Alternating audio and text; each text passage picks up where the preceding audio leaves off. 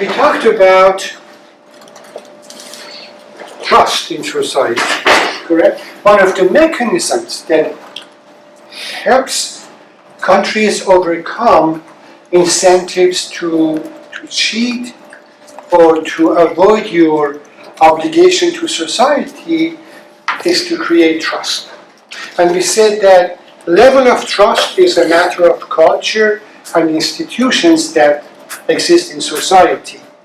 The education, the kind of morality that is being successfully promoted in a society. So trust is very important, and economists starting in 1980s have started to study the question of trust. And here is one example. For example, having trust in micro level helps promote economic activity because it reduces the suspicion that we have that somebody might be misinforming us in economic transactions.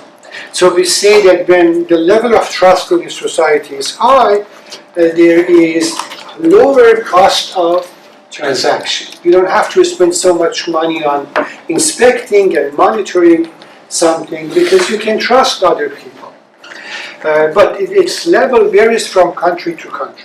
And then, as citizens, we don't really observe the politicians, yet we empower them to make decisions on our behalf. So trust in government institutions, trust in large institutions is also very important for economic development. In countries that level of trust is high, and people observe that institutions really serve the society, economic progress and economic development is more likely than countries that level of trust is low. Sometimes distrust becomes distrust among large groups in society, for example, ethnic groups or religious groups that don't trust each other, yet they have to share the same space as a country. Okay, and we said that when we think about trust, it is so important that economists refer to it as social capital. We also have table spaces here for anyone who wants to sit here. There you go. It's called social capital. So that when we talk about inputs for economic progress, one of the important ones obviously is physical capital, the other one is labor, but something that's not visible is social capital. And of course the economist who talked about this was Douglas North, who did considerable amount of studies in identifying the amount of social capital and also publishing articles about it so that it becomes an accepted concept in academics, among policymakers, and perhaps encourages governments to invest in policies, cultural policies, other policies, institutional design that will increase the amount of social capital. Already in advanced societies like the United States, Germany, and Japan, the level of social capital is high. So the idea was to promote this in developing countries, where the amount of distrust among people is at a high level that it discourages economic cooperation, creation of corporations, anything in which you need to trust others to be behaving in a good way. So, here are some examples of how things can go. Imagine if there is lack of trust in political elite in an authoritarian society. That itself causes a lack of cooperation in terms of political behavior and social behavior, and it can result in abuse of certain social groups. When you have an authoritarian government in which the political system is closed and people cannot change the leaders, you create room for imbalance of power in which there is possibility of oppression. But when you say to people, why don't you, to dictators, why don't you open up the society, they say we do not trust the other side. We are afraid that if we share power, the other one will take over, and it would be just another dictatorship, and of course we would lose our position. So sometimes it's through an external intervention that gradually power sharing takes place. And best example of that was the case of South Africa, where the white minority finally accepted and considered to power sharing, but it took considerable amount of confidence building so that they could trust to share the power rather than simply continue their monopoly through force. So how do societies create social capital? It's through institutions, culture, norms, belief, and ostracism, rejection of people who abuse the trust of the society. Historically, religion has served that purpose. Religion obviously has a metaphysical side which cannot be tested, but it serves a purpose for a group of believers within a group. It creates an incentive for good behavior because you believe that if you cheat, if you break the norms of the society, you have to pay a price after life. So those who believe would, for them this becomes a mechanism for self-control. And it creates a sense of morality. Now, when we look at societies in which people do not necessarily trust each other, we often see that there is still a sense of trust, but rather than being trust in the entire society, it's in a limited group. In other words, people believe they should be good and they should behave in a good manner towards others, but within a group, within their tribe, within their neighborhood. They don't feel like they have to necessarily behave morally and respect the rights of strangers. So then what happens? You are willing to trade with your neighbor or someone that you know, but you distrust strangers. Okay? You are willing to hire people to work for you as long as they belong to your tribe or they are family and relatives, but you will not hire people that you don't know. As long as businesses are small, that's fine. But if you are industrializing and you need to build large factories, large industries, what happens if people do not trust the strangers? They do not transition from family business into large corporations. If you don't trust that a public corporation which issues stocks is honest and you can believe the financial reports that they release, you will not buy their stocks. Large corporations will not emerge. You cannot build large capital and large industry without them. So the countries that overcome this issue, in which there is general trust in the entire society, will advance. The other countries will not be able to advance. They remain weak. And then what happens? And then those stronger countries invade others, colonize them, and societies fall under colonization or exploitation. So what created the difference? One of them was able to create large corporations because there was enough trust.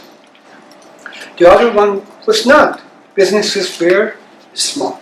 So that's the significance of this issue. We say in those traditional societies there is often morality, but it's called limited morality. It is not anonymous morality. Sociologists claim that in a country like the United States, in European countries, there is this sense of obligation to everyone in terms of good behavior, in driving, in a variety of activities.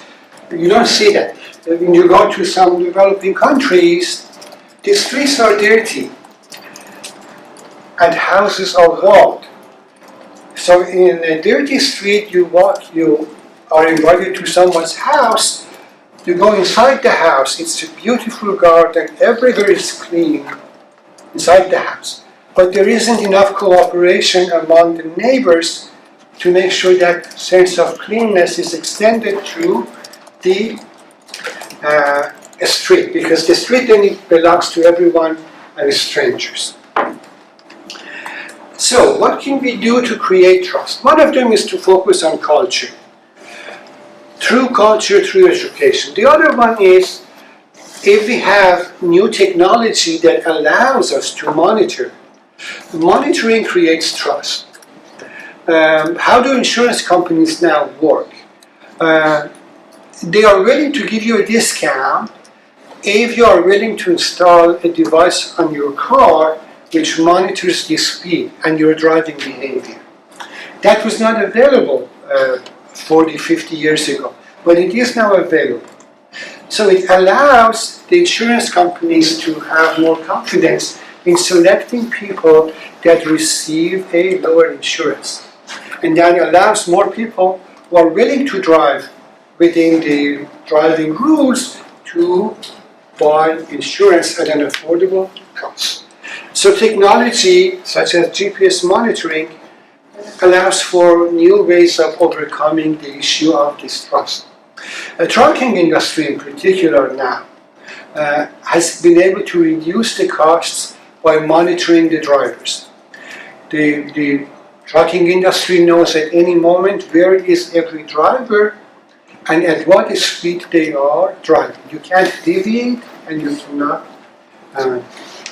speed too fast. The same mechanism allows for transportation, sea transportation on very large scale, because all the cargoes are carefully monitored by GPS technology and other devices. One innovation that's relatively new is the mechanism of a social credit system in China, in order to encourage people to behave in a good manner. Chinese government has started keeping track of people's social behavior. This is not necessarily breaking the law, but behaving in a way that's not socially appropriate, such as, for example, speeding on the ground in the public space. This has been criticized, but it has been practiced in place. Okay, example. So that was an example of mechanisms to create social capital. Then cooperation. The purpose of cooperation in the society is to prevent opportunistic behavior and free riding. These are very important in public sector because performing your duty with respect to tax payment or other activities is costly. So there is incentive to avoid them. And the key question in public sector is to how to coordinate among citizens to make sure they pay their fair share of taxes. Another case of significance of social capital and the fact that whenever there is incentive for personal gain, society might end up in a bad situation is the tragedy of commons. what is tragedy of commons? It's when you have a common resource and there is no regulation for using it. And it might be overused and create negative consequences. If people are living around the lake and they are simply fishing in that lake, if there is no regulation, there might be overfishing, and then the supply of fish will deplete and everyone would suffer in the future. So it's short-term gain for anyone who is doing it at the expense of future. Pollution is another example. Environmental pollution is an example of a tragedy of commons. So in these cases, what we have to do is to simply regulate. That's when you need the government that intervenes to prevent the case of tragedy of commons. Okay. So another issue to keep in mind is the concept, again, in terms of government policy and why sometimes policies fail, is the case where when we look at the outcome of a change that we are introducing, we are ignoring the relative position of different groups in society and how it might alter the balance of power and the balance of income among them. Therefore, it might be perceived as a good policy, but it might end up having an adverse income. And then we need to be very careful about it. So one of the examples of that is the traditional fishing industry in Ghana, the country of Ghana, which is of course the case in many countries.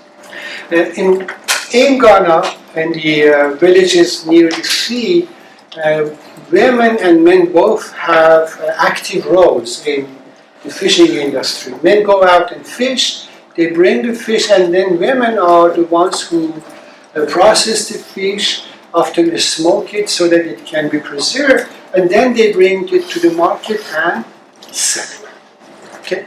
So, not the smoking in terms of cigarette smoking, there is a process of, in some countries it's called the smoking because you create fire but you don't burn the fish, you just soak it in salt and then you let it dry. It's called drying, of course, which then allows you to keep it for several weeks without having to put it in the refrigerator. So it was a traditional way of preserving it. So this industry was working for a long time. Everyone was active, and it generated some income for women, which of course was important for families because they are the ones who spend money on children. But what happened was that government introduced a manufacturing unit, a processing unit that was advanced. It had machinery for processing the fish, turning it into canned fish or other products. So men still had a role to play. They would go to the sea and fish, but this unit reduced the role of women. So it altered, it was an unintended consequence. So here is an example of women who are processing the fish. Often they are called fish mama or fish queen, and the men are called fish papa or fish king. So they each had special rules and functions in the traditional fishing industry, but when government came in with good intentions and created that industrial unit, it became disadvantageous for women because their function in this process was eliminated through automation. So that was not taken into account in this process. And here are other examples. For example, this is an active fish market, and these are the typical villages where people go out to fish. Okay. Other issues to consider when we think about the role of governance and significance of governance. So again, going back to the original idea, the goal of development is not a single dimension. It is a combination of security, growth, and equity. And when we think about governance, we need to think about it at two levels. We refer to them as outcome game and rules game. In your high school classes on politics, I'm sure you have learned about the significance of Constitution. The Constitution sets the rules of the game for political behavior, and then you have legislature which comes up with rules for behavior of the society, regulations for economy, the commerce, industry, civil law, resolving disputes. So you have the interaction of economic actors and their interaction with government. This is called an outcome game. We need rules for taxation, expenditures, regulations. But at a deeper level, it's important in terms of institutional design to be aware of the rules game. These are the rules that determine how the functions like taxation, expenditure, regulations function. And here is where power is very important, the political power.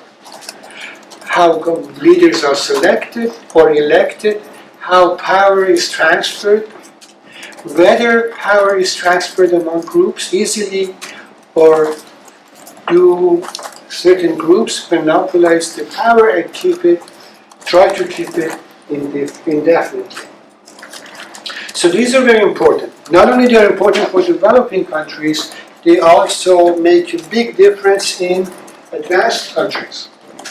In the United States, for example, the campaign contribution rules are very important, and they have been hotly debated, contested. There have been efforts to reform them, but even when governments try to reform them, all the powerful interest groups intervene because they realize how important these are. And what are we talking about when we say interest groups? Industries. Big industries want to make sure they can influence politics. And whether or not they can influence is determined in when we set the rules for campaign. Because when you are able to offer campaign contribution, then you can influence politicians. And this has been going on. It's a democratic process, it's legal, but it affects the outcome of the games. Taxes, for example, the tax rate for income, corporate tax rate, these are very important. And big industry has an incentive to make sure at the level of politicians and election, they can have a vote so that they can prevent. Because democracies are dynamic, this is a continuous ongoing game. And all groups that are powerful try to intervene. That's why sometimes you hear people complain about campaign corruption, and they have been complaining for 40 years that it's very difficult to change. Overall, really, informal influence is important. Sometimes an institution that seems to be subordinate enjoys a lot of power because it has technical knowledge and it reports to elected officials who are elected and changed every 4 years, but this bureaucratic institution plays a very important permanent role. So they become more influential. So let's look at this. This is about the country Bolivia, and we are talking about policy making with respect to a key organization CONAPES is the National Council for Economic and Policy Decision Making. So this is like a high-level organization that makes decisions, but that has an analytical level. This is where you have the economists, the mathematicians, all of them collect the data, analyze the data, and provide reports, detailed reports, so that politicians in the council can make their decisions. But when it comes to actual power and formal power, you can see in this graph. In this graph here, the power of different groups in policy making is shown by the size of each circle. Okay? So look at the difference between them. Formally, this is a very powerful organization, CONAPES, the Policy Council. But in reality, when we see what is going on, look at how large is U data, which is not supposed to be actually formally there. It is just an analytical office for analysis, but it is very influential by its technical expertise in this system. So this is the result of an empirical analysis. Just to show you, sometimes you have individuals who have significant informal power. Sometimes within the structure, one unit, because of its monopoly of information or monopoly of skills, enjoys much more power than in the official document of government functions and responsibilities, as is demonstrated in here. Okay. So what happens, this power is very important in designing governance. We need to be careful about power and fair distribution of power. But why? Because if you have asymmetry of power in a society among ethnic groups, among various even economic groups, classes, it has some adverse consequences. First of all, it can easily lead to exclusion, so that either formally or implicitly, one group or some individual are excluded from the policy decision making. History of the United States, certain ethnic groups, certain racial groups were excluded from voting or participating in government office. And that resulted in their exclusion from many potential benefits and protections that government provides. This can happen in authoritarian rule, where you have just a dictator, quite easy to understand. Ethnic groups can be excluded, denial of voting rights. So, if you have exclusion, obviously some groups would be unhappy. What happens? If the excluded group is weak, it results in exploitation and marginalization, an undesirable outcome.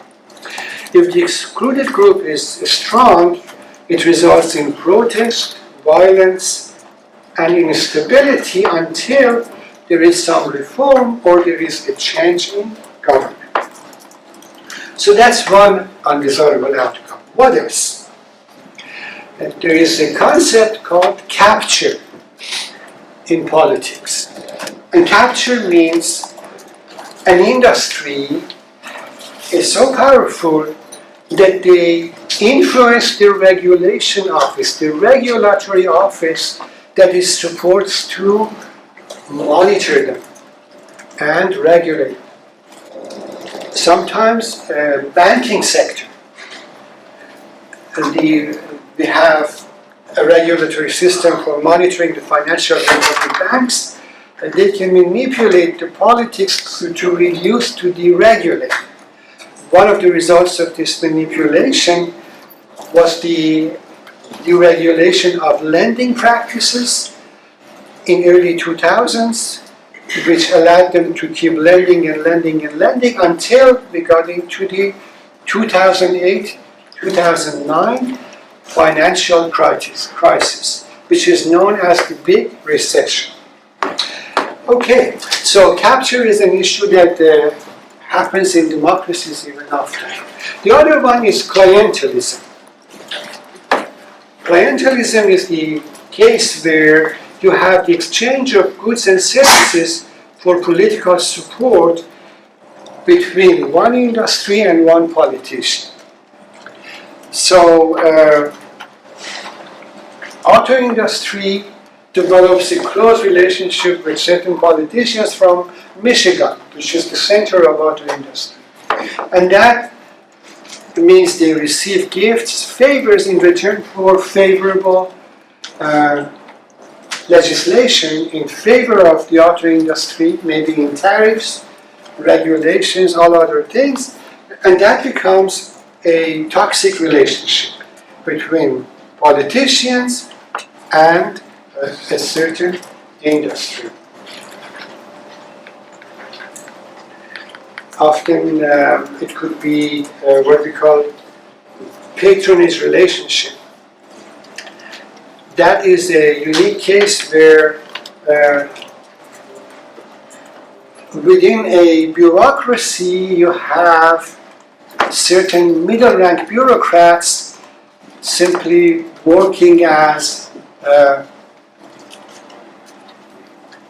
clients of a top bureaucrat, so that rather than doing their duty in serving the public, they tend to do what is required either for the re-election of the patron, the top patron in, I think, many languages, the top bureaucrat, or to help take bribes and channel them up to the top bureaucrat. So that becomes a patronage relationship. That's an example of clientelism.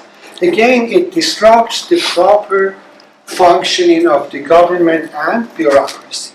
If you want to know how manipulation of government by the specific industries can harm a society, here is an example. So every country has codes or building codes to make sure that depending on vulnerability of that region to earthquake, the buildings are earthquake resistant. And that has to be enforced. There are offices in every city, every county that they send engineers to check the structural soundness of large buildings. In Turkey, there have been a couple of major earthquakes. Each one of them has been disastrous in terms of destruction of buildings. Buildings that were supposed to resist large-scale earthquakes. But what happened was that there was so much corruption in some provinces that the inspectors were bribed at very high levels by very large construction industries. And that's the result. And of course, when some of these major earthquakes happened and so many buildings collapsed, the owners, the top managers of those construction industries fled the country because they knew that they have committed a crime.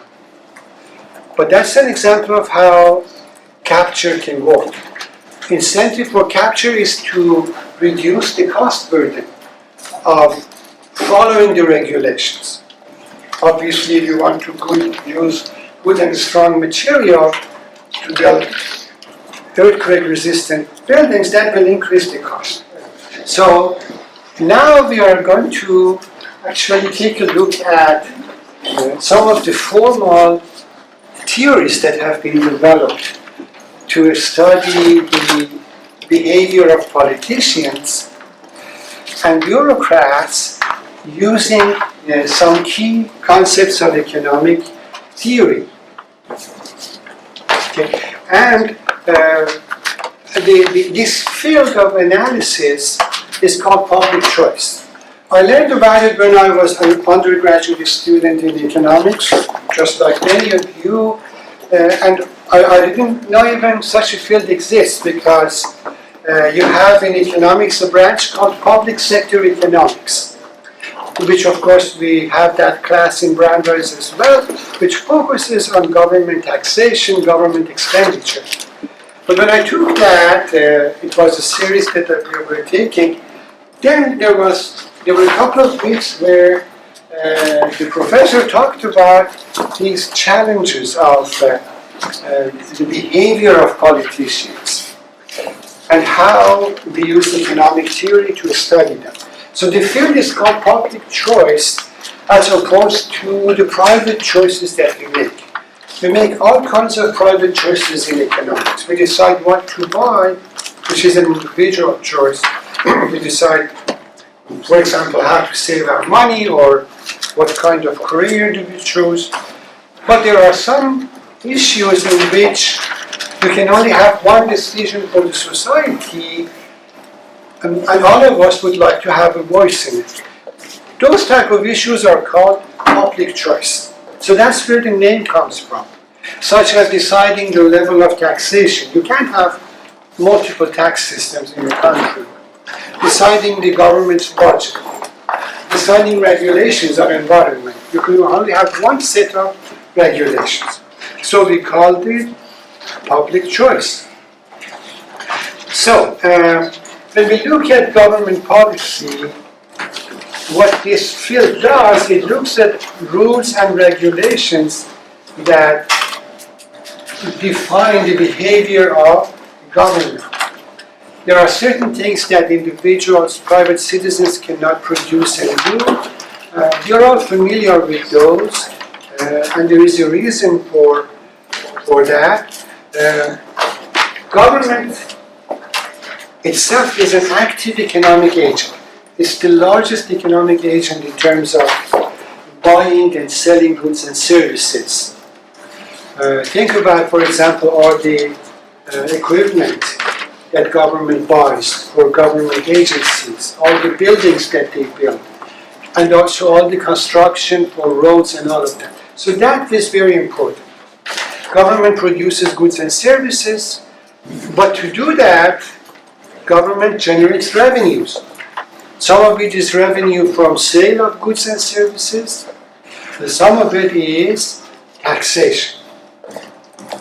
So the governance of public sector is very important, and that's where public choice comes in. And here, this is some of the key issues that we study in public choice, but in a minute you'll see how we apply economic theory to study it. We ask who are the decision makers and how are they selected? How are public policies designed? And how are they implemented by the bureaucrats? Okay, so these are all studied within a political system. And of course, the most familiar political system is democracy, which is the prevalent type of political system in the United States, in Europe, and in a growing number of countries.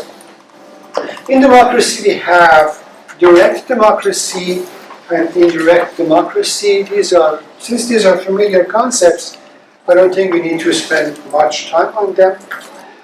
In small communities, you could make collective decisions with direct vote of the people, because people can gather together very easily and make decisions. So that's when the decision, the public policy, is decided by direct vote of individuals. It's not decided by a political leader.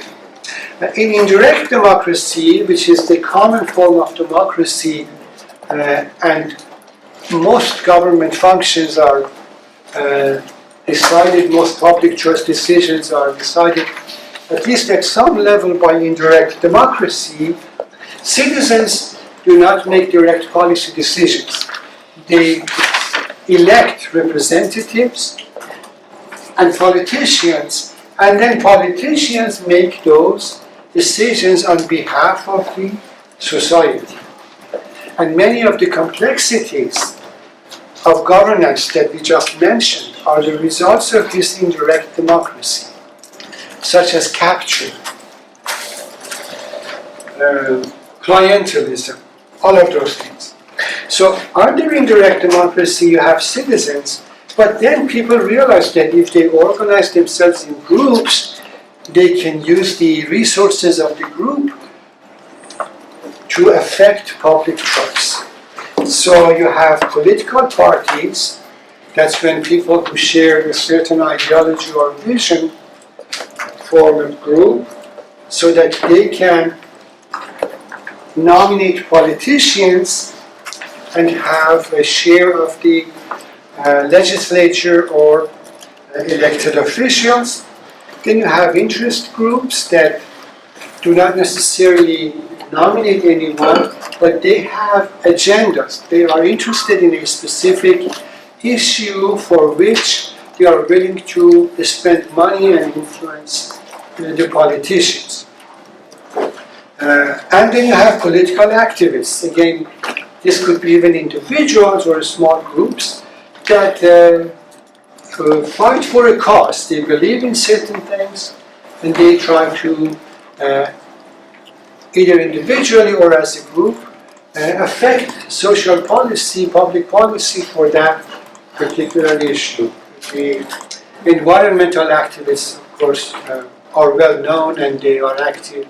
They exist in almost every society. So we're going to start by learning some of the basic functions and mechanisms of democracy for making collective choice, and then you're going to see how those choices are made under authoritarian rule, under oligarchy, and alternative political systems. So public choice, if you want to define it, is a branch of economics, actually. It's not a branch of political science, but it is now becoming popular in political science as well, that uses the tools of economic theory to study political behavior and collective decisions and their processes and outcomes. Why are economists interested in this? It's because allocation of economic goods in the economy, distribution of income, distribution of wealth, is subject to government behavior. Therefore, understanding the behavior of government and motivations of politicians is important to determine how wealth is distributed, how markets are managed. So, solution to many economic problems requires an understanding of both public choice and private choice. How do we do a study of private choice? That's just a study of markets, supply and demand, the behavior of buyers and sellers under different conditions, perfect competitive markets, monopoly markets, but an important agent in all of this is, of course, government. Okay, so that's where collective decision making in any society is very important. How do citizens participate in the process of collective decision making? Obviously, in democracies, the first stage or the first layer is the voting process, because power is transferred to elected officials primarily through votes. The society agrees on voting mechanisms. And then, of course, one stage below that is to the design of the Constitution, which defines the rules of the political behavior. So, in studying collective decision making, assumes that individuals act within the political process to maximize their individual well-being. That is a concept that is borrowed directly from economics. What is the basic assumption of economics? That individuals are selfish. And the challenge of economics, good economic system, is how to take advantage of that selfishness to benefit the society. You have, I'm sure, learned about these in your introductory classes. The whole idea is to manage them into being productive for sake of maximizing profit or maximizing their own gain, but indirectly they serve the society by working hard and producing all kinds of goods and services. So here it says politicians are also selfish. We always think of politicians as serving public interest. Listen to any politician's campaign. I want to serve you, I want to serve the nation. But economics says underneath that, they also have selfish motive, all kinds of what we call perks of office. You are a politician, you have a very good health care benefit, health insurance. But because you're a politician, all of these rich corporations invite you to their parties, their resorts. They provide you with free trips. They say, please come inspect our factory. What they are doing, they are bringing you somewhere, giving you a very, very nice vacation. All kinds of benefits, side benefits come with being a politician. Your salary is fixed, but you can enjoy a very good benefit on the side. Personal benefits. So we say people are selfish and they want to maximize their well-being, correct? You have connections which help you send your children to good schools. You get loans. Because you are a politician, you can use your influence to get massive loan and then you can have a business on the side. Going to construction, get loan for a factory. Think about all kinds of benefits other than just pure formal profit maximization. So that's what economists said. Economists said, let's try to understand politics by assuming that politicians are also selfish. And these ideas were beginning to be introduced in 1960s. They're new concept. Because before then, the assumption was that politicians are benevolent. They are there to serve the public. But then they realized, no, in reality, there were all kinds of issues. Corruption, influence, nepotism. Then they said, let's have a model to study these things. Because if we formally study them, perhaps we can find solutions to confront. Okay, so the concept of choice, private choice, is one that we make and primarily it affects us and society says that's your real business. The spending as consumers. Investment by a firm is a private corporate decision. What about public choice? That's, as we explained, are the cases where society has to make a single decision. We can each decide how much apples, how much meat we like to consume, and it doesn't matter to others. But when you want to decide how much money to spend in a city on public education, there can only be one budget. Many people have to decide because they have to pay for it. So that becomes a collective choice. Legislation and policy decisions are public choice, clearly. Bureaucracies make public choices for the entire society in how they implement the regulations. Now, in your classes, introductory economics, and maybe many of you have had more than that, you are familiar with the concept of market failure, correct? What was market failure? We were told, and we are still being told, that perfect competition is the ideal type of market. What is the benefit of perfect competition? In perfect competition, whatever is being produced, price is equal to average cost, which is equal to minimum long-run average cost. This was the essential idea. That society, remember how much you have to suffer through this graph, LAC. the value of perfect competition is that if this is price and measure of cost, it says the force of competition reduces the price of a product to this price. And in the long run, the level of output is exactly the level that is produced at the minimum cost to society, and the price is exactly equal to that minimum cost per unit, which is the minimum price that keeps the producer going without any excess profit. So that was ideal, and you were really happy with that. And then in the classes you saw that large segment of the economy does not operate on this basis. The price is often monopoly price, oligopoly price. Sometimes there is no market because there is no trust among people, like insurance. All of those were called market failure. Because the field of public choice said, just as we have market failure, we have some ideal concept of ideal government behavior.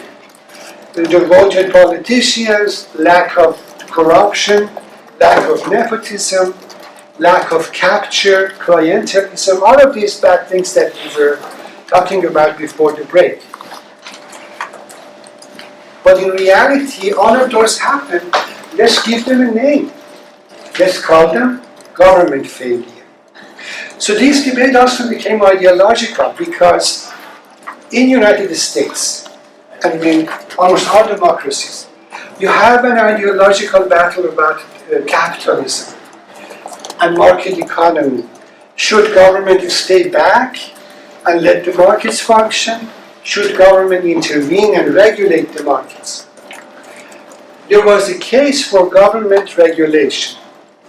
In many cases, we have a monopoly. Let's have government decide what is the optimal price.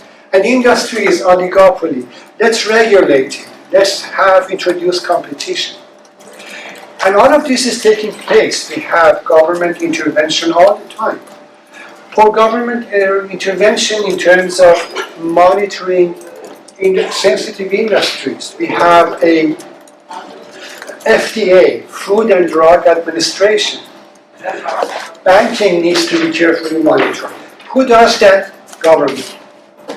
And there was expectation that yes, if government functions well, then we can overcome the market failures and move towards a good economy with good distribution, with good outcome.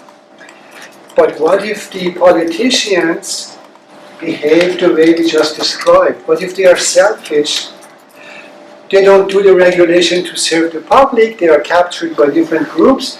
We need to study those, and then we say, yes, market failure is bad, but be careful when you say, let's have government take care of it. Because if you have government failure, we might end up in an outcome which is even worse, and we would not be happy.